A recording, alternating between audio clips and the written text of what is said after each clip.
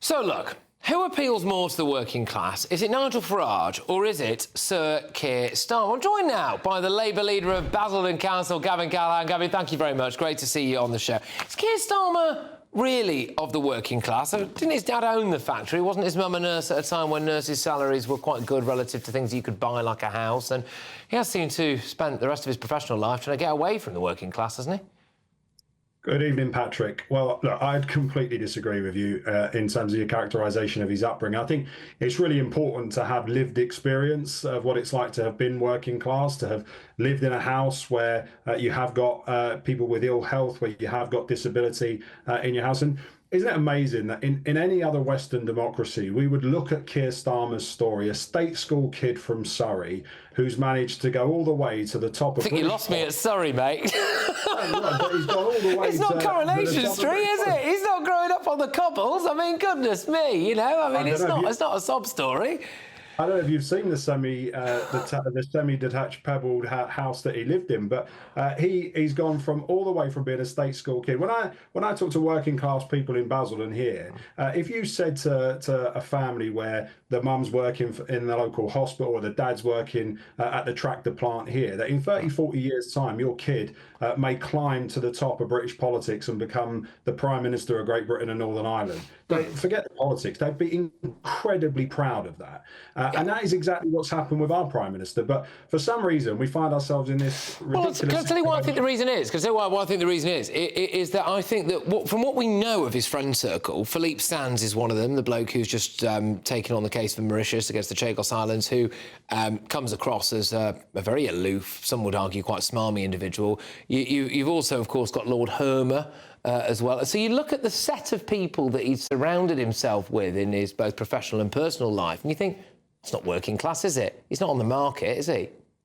And yet we have Angela Rayner as his deputy prime minister. Yeah, but that's not him, is it? No one's having that discussion. She's working class. Of course it is. It's up to him to decide. No one would suggest that Johnny Banks, growing up in Sunderland, didn't grow up in a working class family. The same with Bridget Phillipson and many other members of the cabinet. So he's made those decisions. And I think, as I say, it's about lived experience. What are you actually interested in? What is he actually pursuing as prime minister? He's gone, for me, the number one thing I see as a leader of a council that working class people are concerned about is housing, right? We do not have enough housing. We need to build more homes for working class people like myself and many others. The only thing we'll have to leave to our children will be our homes, right? And so being able to go after 1.5 million homes as a target to get Britain building again, that is going to have a massive impact on working class people's lives. Well, especially if a load of asylum seekers end up living in those homes. That really is, because I tell you, a lot of working class people in places like Bury and Bradford and Blackburn have had their lives unbelievably impacted by the north of England being used disproportionately as a dumping ground for people who've recently come to Britain. I do wonder whether or not Keir Starmer is performatively using the working class. Is he using them? You said there, Angela Rayner. I mean, is she not there as the same way that Lee Anderson was used by the Tories as the red wall made flesh? Is that not what Angela Rayner really is? Is he not deliberately gone for a cabinet constructed of people who went to state schools purely so he can say that he's done that? Is he actually in touch with working class people himself, do you think?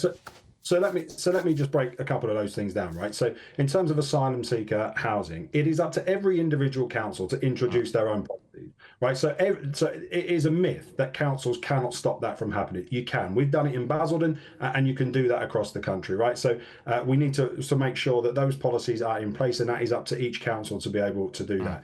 The second thing about that is, for me, the only person using the working class right now is Nigel Farage. So again, you could walk around Basildon for 3 days before you'd come into contact with somebody who's not British national, and then the person you come into contact with is likely going to be from the Republic of Ireland. If you listen to him, you would think that all of working class people's ills, everything that is wrong with working class people's day-to-day lives, is a result of immigration. And I'm telling you, it's not true. It's a broken housing market. The fact that people cannot afford to get on the property ladder, or they can't afford... That is inherently linked to immigration, though, isn't it, Gavin? No, I'd say it's inherently linked to the fact that for the last 30, 40 years, we have simply not built enough homes to cope with the amount of people we're letting into Britain. Again, yeah, I would disagree with that strongly. When I look at the 27,000 homes that I need in my borough, I've got 10,000 20 to 34-year-olds living at home with mum and dad right now who desperately need council leaders like me to go and build those homes. And thankfully, as a working class man leading Basildon Council with a working class Prime Minister in Downing Street, we've actually now got a government that's giving us the money and the policies to go and deliver those homes. That's going to have a massive impact on working class people. All right, Gavin, look, can I say thank you? I don't believe I've had you on the show before. I would love to have you back on. Thank you very much. It's Gavin Callaghan there. He's the Labour leader of Basildon Council. Well, I wonder what people make of that.